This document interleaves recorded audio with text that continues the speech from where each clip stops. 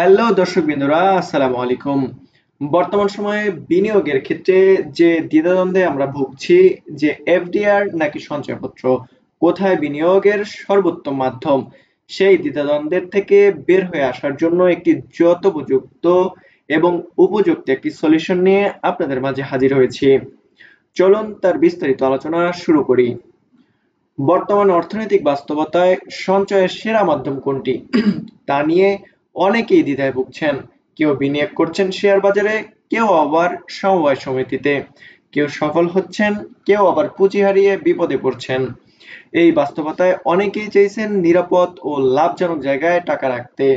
প্রশ্ন উঠেছে, এফডিআর নাকি সঞ্চয়পত্র, কোনটি বেশি লাভজনক ও নিরাপদ? শেয়ার বাজার ও সমবায়ে ঝুঁকি বেশি।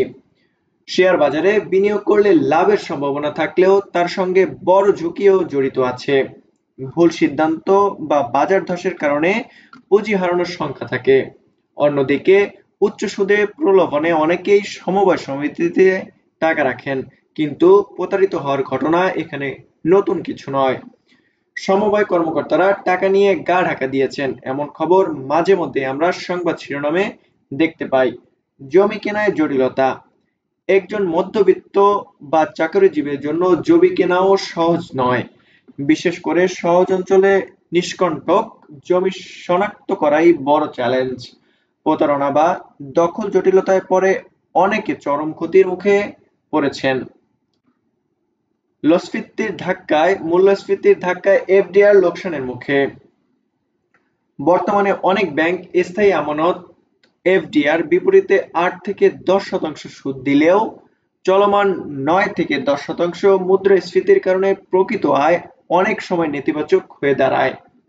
তারপরও অনেকেই এফডিআর করছেন শুধুমাত্র তারল্য সুবিধার কারণে, যখন ইচ্ছা টাকা ভাঙানো যায়। তবে সব ব্যাংকের অবস্থান সমান নয়।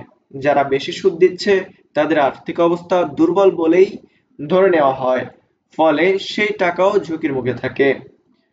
আসুন জানি সঞ্চয়পত্র। সঞ্চয়পত্র লাভজনক ও নিরাপদ কিনা তার বিস্তারিত আলোচনা করি।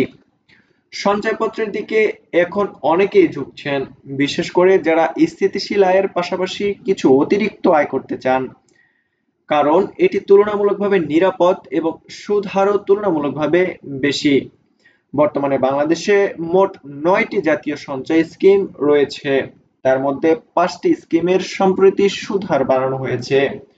উদাহরণস্বরূপ ৫ বছর মেয়াদী বাংলাদেশ সঞ্চয়পত্রে ১২.৩৭% এবং শতকরা ১৩.৪০, ৩ মাস অন্তর মুনাফা প্রদান সঞ্চয়পত্রে প্রথম বছরে শতকরা ১২.৩০, পরবর্তী শতকরা ১২.৫০%। পারিবারিক সঞ্চয়পত্রে সর্বোচ্চ শতকরা ১২.৫০ পর্যন্ত। পেনশনার সঞ্চয়পত্রে ৭.৫ লাখ টাকার নিচে হলে শতকরা ১২.৫০ হারে, এর বেশি হলে ১২.৩৭% হারে সঞ্চয়পত্র করা যাচ্ছে।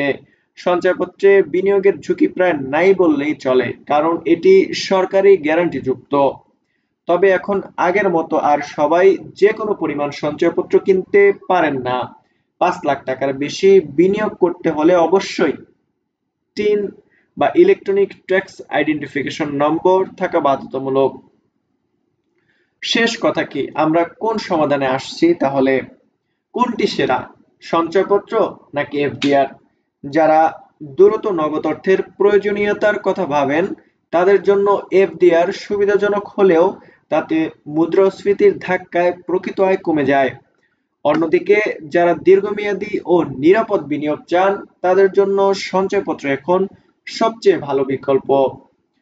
তবে এখানে যেখানেই টাকা রাখেন বা রাখা হোক না কেন, বিনিয়োগের আগে ঝুঁকি, তারল্য এবং প্রকৃত মুনাফার বিষয়গুলো মাথায় রাখা অবশ্যই জরুরি। তো এই ছিল সঞ্চয়পত্র নাকি এফডিআর, কোনটি আপনার জন্য যথোপযুক্ত, নিরাপদ এবং ঝুঁকিমুক্ত, তার একটি বিস্তারিত আলোচনা। যদি আপনারা উপকৃত হয়ে থাকেন অবশ্যই আমাদের চ্যানেলটিকে সাবস্ক্রাইব করবেন। আজ এই পর্যন্তই। সবার সুস্বাস্থ্য কামনা করে শেষ করছি। আসসালামু আলাইকুম।